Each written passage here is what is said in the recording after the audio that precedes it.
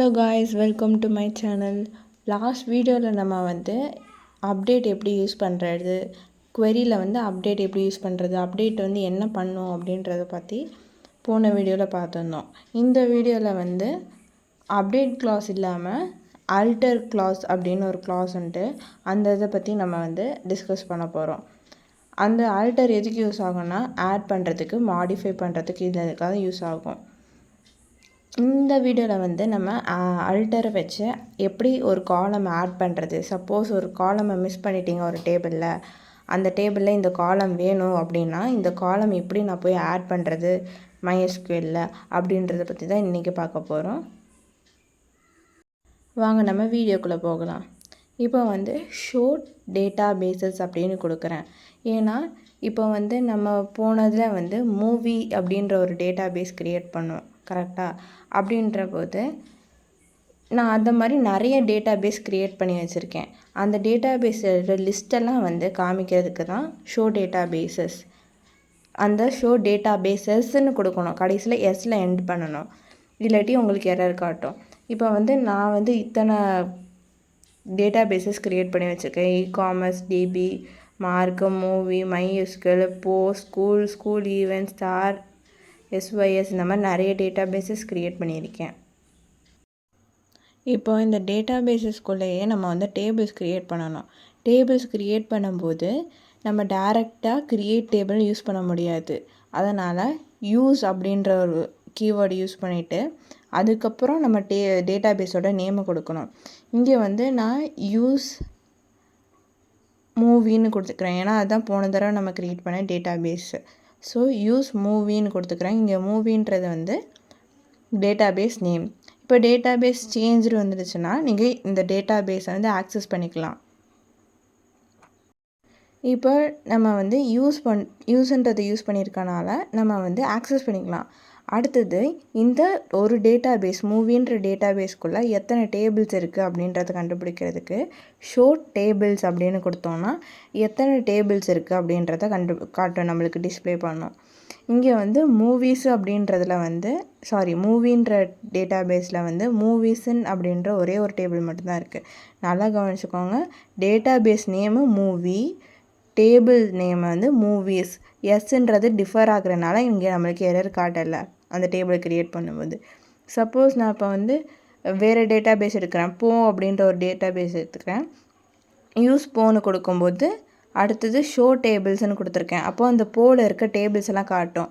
Tables and போ டின்னு ஒரு table இருக்குது, பவ் அப்படின்னு ஒரு டேபிள் இருக்குது, ஆர் அப்படின்ற ஒரு டேபிள் இருக்குது.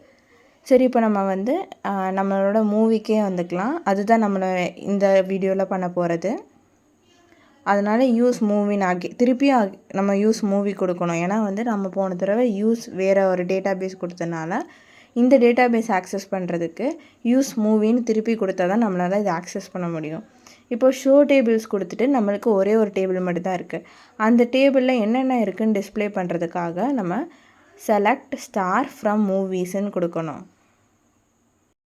சப்போஸ் இந்த மாதிரி கொஷின் கொடுத்துட்டு நீங்கள் இந்த இடத்துல டிஸ்பிளே அப்படின்ற ஒரு வார்த்தையை பார்த்த உடனே என்ன பண்ணுவீங்க, டிஸ்பிளே அப்படின்ற ஒரு வேர்டை யூஸ் பண்ணுவீங்க டிஸ்பிளே பண்ணுறதுக்கு. ஆனால் செலக்ட்டு தான் யூஸ் பண்ணணும்.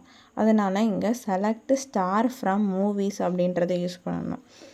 இது கொஷினில் டைரெக்டாக உங்களுக்கு செலக்ட்டுன்ற வார்த்தையை மென்ஷன் பண்ண மாட்டாங்க, டிஸ்பிளேன்னு தான் மென்ஷன் பண்ணுவாங்க. அதனால் கேர்ஃபுல்லாக கொஷின் அண்டர்ஸ்டாண்ட் பண்ணி அதுக்கப்புறம் இந்த ஸ்டேட்மெண்ட்ஸை யூஸ் பண்ணுங்கள், குவெரிஸ் எல்லாம் எழுதுங்க. டிஸ்பிளேன்னு கொடுத்துட்டாங்கனாலே நீங்கள் செலக்ட்ன்றதை குவரியில் செலக்ட்ன்றதை எழுதிடணும், டிஸ்பிளேன்னாங்களாலே. ஸோ இப்போ செலக்ட் ஸ்டார் ஃப்ரம் மூவிஸ்ன்ற போது இதுதான் என்னோடய மூவிஸில் இருக்க table. Serial number, movie name, director name, date of release, இதெல்லாம் நான் ஆல்ரெடி க்ரியேட் பண்ண டேபிளில் இருந்த காலம்ஸு. இப்போ நான் ஒரு இந்த மூவி ஹிட்டாக இருக்கா இல்லை ஃப்ளாப் ஆகிடுச்சா இல்லை மாட்ரேட்டாக இருக்கா அப்படின்றது மூவியோட அவுட்புட் எப்படி இருக்குது அப்படின்றத கண்டுபிடிக்கிறது அப்படின்ற ஒரு காலத்தையும் நான் ஆட் பண்ணணும். அதுக்கு நான் இங்கே என்ன யூஸ் பண்ணணுன்னா ஆல்டர் அப்படின்ற ஒரு கிளாஸை யூஸ் பண்ணணும். ஆல்டர் எதுக்கெலாம் யூஸ் ஆகுதுன்னா, ஆட் பண்ணலாம் ஒரு காலமை, அதாவது ஒரு காலம் மிஸ் பண்ணிட்டோம், அந்த காலமை ஆட் பண்ணுறதுக்கு யூஸ் பண்ணலாம். இல்லாட்டி அந்த காலம் வந்து ஸ்ட்ரிங்காக இருக்குது ஆனால் எனக்கு வந்து இன்டீஜராக தான் வேணும் அப்படின்னா அந்த டைப் ஆஃப் காலத்தோட டைப்பை மாற்றலாம். அதுக்கப்புறம் அந்த காலத்தை டெலீட் பண்ணுறதுக்கு, அந்த காலமை மட்டும் டெலீட் பண்ணுறதுக்கு யூஸ் பண்ணுவோம். இப்போ வந்து நம்ம இந்த வீடியோவில் ஆட் பண்ணுறது மட்டும் எப்படின்னு பார்ப்போம். ஆல்டர் டேபிள் கொடுக்கணும், இதுதான் சின்டாக்ஸு. அதுக்கப்புறம் டேபிள் நேம் கொடுக்கணும்.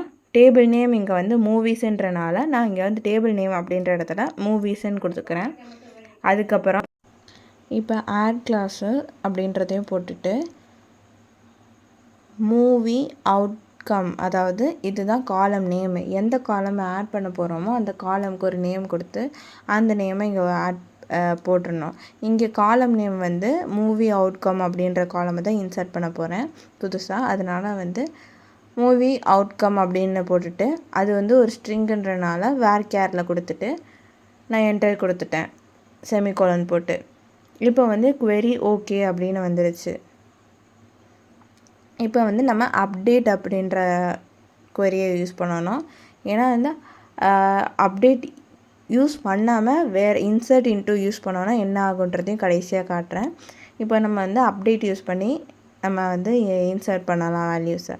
அப்டேட் யூஸ் பண்ணிவிட்டு அந்த டேபிள் நேம் வந்து இங்கே மூவிஸ், அதனால் மூவிஸ்ன்னு கொடுத்துட்டு செட் அப்படின்றத கொடுத்தோம். செட்டுன்னு கொடுத்தக்கப்புறம் நம்ம வந்து எந்த காலமில் ஒரு வேல்யூ இன்சர்ட் பண்ணணுமோ அந்த காலமை போட்டுட்டு என்ன வேல்யூ வேணுமோ அந்த வேல்யூவை கொடுக்கணும். இங்கே வந்து எனக்கு மூவி அவுட்கம்ன்றதில் தான் மாட்ரேட் அப்படின்ற ஒரு இது வேணும்.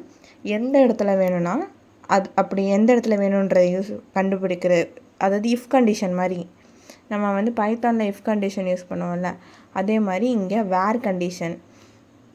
இது வந்து வேர்ன்ட்டு இருக்கா, வேர் கொடுத்துட்டு அப்புறம் மூவி நேம்னு கொடுத்துருக்கேன். ஆனால் அங்கே கேபிட்டல் லெட்டரில் கொடுத்துருக்கனால நான் வந்து இங்கேயும் கேபிட்டல் லெட்டரில் மாற்றணும். அதனால் இங்கே திருப்பியும் நான் கேபிட்டல் லெட்டரில் மாற்றிக்கிட்டேன். மூவி நேம்ன்ட்டு மூவி நேம் வந்து இங்கே எதுக்கு பதிலாக நான் மாட்ரேட்டு, எதுக்கு நேராக மாட்ரேட்டுன்னு கொடுக்கணும்னா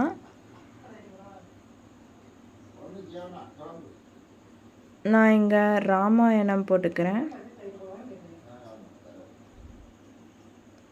ராமாயணம் அப்படின்ற மூவி நேமுக்கு நேராக நான் வந்து மாட்ரேட் அப்படின்ற வேல்யூவை கொடுக்குறேன் மூவி அவுட்கமில்.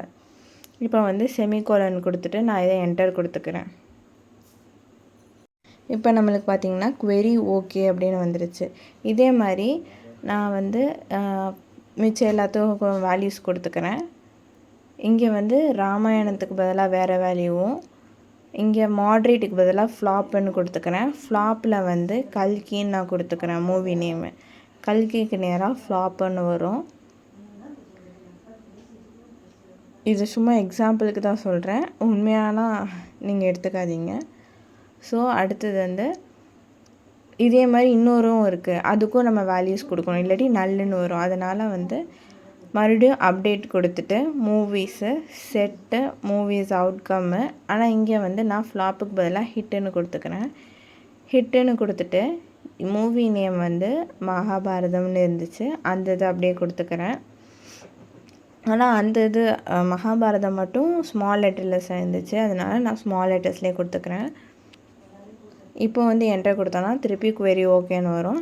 இப்போ நம்ம வந்து அந்த டேபிளை டிஸ்பிளே பண்ணி பார்த்தோன்னா நம்மளுக்கு வேறு மாதிரி வந்திருக்கும். இந்த மூவி அவுட்கம் அப்படின்ற காலத்தையும் ஆட் பண்ணி வந்திருக்கோம். நம்ம என்ன பண்ணோம், ராமாயணத்துக்கு நேராக மாட்ரேட்டும் மகாபாரதத்துக்கு நேராக ஹிட்டும் கொடுத்தோம், கல்கிக்கு ஃப்ளாப் அப்படின்னு கொடுத்தோம். அதே மாதிரி நம்மளுக்கு ஒரு டேபிள் க்ரியேட் ஆகிடுச்சு. இப்போ நான் உங்கள்கிட்ட சொல்லியிருந்தேன்னா அப்டேட் ஏன் யூஸ் பண்ணணுன்ட்டு. அப்டேட் யூஸ் பண்ணாமல் இன்சர்ட் இன்ட்டு யூஸ் பண்ணால் என்ன ஆகுன்றது பார்க்கலாம். இப்போ வந்து நான் வேறு டேட்டாபேஸ் யூஸ் பண்ணிக்கிறேன். யூஸ் ஸ்டார்ன்ற ஒரு டேட்டாபேஸ் நான் ஆல்ரெடி க்ரியேட் பண்ணியிருந்தேன், அதனால் யூஸ் ஸ்டார்ன்னு மட்டும் கொடுத்துட்டு ஷோ டேபிள்ஸ்ன்னு கொடுத்தேன். இங்கே வந்து லைட் அப்படின்ற ஒரே ஒரு டேபிள் மட்டும்தான் இருக்குது. அதனால் நான் அந்த டேபிளை வந்து டிஸ்பிளே பண்ணுறதுக்காக செலக்ட் ஸ்டார் ஃப்ரம் லைட் அப்படின்னு கொடுத்துருக்கேன். இதுதான் என்னோடய table. M name, year, T name, அது கீழே அதோட டொமைன் வேல்யூஸ் அப்படின்னு கொடுத்துருக்கேன். இப்போ வந்து அப்டேட் யூஸ் பண்ணாமல் நம்ம வந்து சப்போஸ் ஆல்டர் பண்ணிவிட்டு அப்டேட் யூஸ் பண்ணாமல் இன்சர்ட் இன்ட்டு யூஸ் பண்ணோன்னா என்ன ஆகுன்றத பார்க்கலாம். இப்போ திருப்பி ஒரு தடவை அப்டேட் ஃபங்க்ஷனை மட்டும் உங்களுக்கு ரீகால் பண்ணிடலாம். அப்டேட் எப்படி ஒர்க் ஆகுதுன்ட்டு அப்டேட்டுன்னு கொடுத்துக்கணும். அப்டேட்டுக்கு அப்புறம் டேபிள் நேமு, இங்கே டேபிள் நேம் லைட், அதனால் லைட்டுன்னு கொடுத்துட்டு செட்டு கொடுத்துக்கணும். செட் கொடுத்துட்டு என்ன வேல்யூ ஆக்சுவலாக இருக்கணுமோ அந்த வேல்யூ கொடுக்கணும். இயர் இஸ் ஈக்குவல் டு நான் 2000ன்னு கொடுத்துக்கிறேன். எனக்கு 2000ன்ற இயர் தான் வேணும். எங்கே வேணும்னா ராம் அப்படின்ற டொமைன் நேம் இருக்க இடத்துல வந்து எனக்கு 2000 வேணும். அதனால் set year is equal to 2000 where T name is equal to Ram. அதை வந்து ஸ்ட்ரிங்கில் கொடுக்கணும். அப்புறம் கொடுத்துட்டு செமிகாலன் கொடுத்துட்டு என்டர் கொடுத்தோன்னா நம்மளுக்கு அந்த வேல்யூ சேஞ்ச் ஆகிருக்கும். இப்போ மறுபடியும் டிஸ்பிளே பண்ணுறதுக்காக செலக்ட் ஸ்டார் ஃப்ரம் லைட் அப்படின்னு கொடுத்தோன்னா நம்மளுக்கு அந்த ராம்ன்ற இடத்துல 2000 அப்படின்னு வந்திருக்கும் இயரில். இப்போ நெக்ஸ்ட்டு நம்ம ஆல்டருக்கு வருவோம். ஆல்டர் கொடுத்துட்டு இங்கே வந்து ஆல்டர் டேபிள்னு நீங்கள் மென்ஷன் பண்ணணும். டேபிள்னு மென்ஷன் பண்ணாமல் டேரெக்டாக லைட்டுன்னு போட்டிங்கன்னா எரர் காட்டும். ஸோ ஆல்டர் டேபிள் நேம் அதுக்கப்புறம் தான் வந்து எதுனாலும். ஸோ ஆல்டர் டேபிள், இங்கே டேபிள் நேம் வந்து லைட்டு, இங்கே ஆட் பண்ணணுன்றதுனால நம்ம ஆட் அப்படின்ற கிளாஸை யூஸ் பண்ணுறோம். இங்கே வந்து ஆட் DOO அப்படின்னா டேட் ஆஃப் ஆர்டர்னு வச்சுக்கிறேன். டேட் ஆஃப் ஆர்டர் இன்ட்டில் கொடுத்துக்கேன். செமிகோலன் கொடுத்துட்டு என்டர் கொடுத்தோன்னா query ஓகேன்னு வந்துடும். இங்கே வந்து நான் அப்டேட் யூஸ் பண்ணாமல் இன்சர்ட் இன்ட்டு லைட் அப்படின்னு கொடுத்துட்டு லைட்டுன்றதும் டேபிள் நேம்ன்றனால இன்சர்ட் இன்ட்டு டேபிள் நேம் அப்படின்னு கொடுக்குறோம். அதுதான் சின்டாக்ஸு. அதனால் இன்சர்ட் இன்ட்டு லைட்டுன்னு கொடுத்துட்டு என்ன காலம் நான் இன்சர்ட் பண்ணணும்னா DOO அப்படின்றதுல தான் இன்சர்ட் பண்ணணும். அதாவது டேட் ஆஃப் ஆர்டர் அப்படின்ற ஒரு காலத்தில் தான் இன்சர்ட் பண்ணணும். அதனால் DOO ப்ராக்கெட்டில் கொடுத்துட்டு நான் வேல்யூஸ்ன்னு கொடுத்துட்டு அதோட வேல்யூ என்னவோ அதை கொடுக்குறேன். இங்கே வேல்யூ வந்து நான் 5ன்னு கொடுத்துருக்கேன். அதுக்கப்புறம் செமிகோலன் கொடுத்துட்டு அதே மாதிரி நிறைய இதை இன்சர்ட் பண்ணிக்கிறேன். ஒரு 3 இன்சர்ட் பண்ணிக்கிறேன். இப்போ நான் வந்து ஒரு 3 வேல்யூஸ் இன்சர்ட் பண்ணிட்டேன். இப்போ வந்து நம்ம இந்த டேபிளை டிஸ்பிளே பண்ணி பார்த்தோம்னா வேறு மாதிரி இருக்கும். ஆல்டர் யூஸ் பண்ணி பண்ணுறதுக்கும் இன்சர்ட் இன்ட்டு யூஸ் பண்ணி பண்ணுறதுக்கும். ஆல்டர் யூஸ் பண்ணும்போது நம்ம ஏற்கனவே கொடுத்த இந்த டேபிள்லேயே வந்து DOOக்கு வந்து வேல்யூஸ் வந்துடுச்சு. ஆனால் இப்போ வந்து நம்ம இன்சர்ட் இன்ட்டு கொடுக்கும்போது M name year T name ஏற்கனவே இருந்ததெல்லாம் நல்லாவும் இப்போ கொடுத்த வேல்யூஸுக்கெலாம் வந்து கரெக்டான வேல்யூஸ் வந்தது. ஆனால் அதுக்கு மேலே இருந்தால் ஏற்கனவே இருந்ததில் வந்து நல்ல இருந்துச்சு.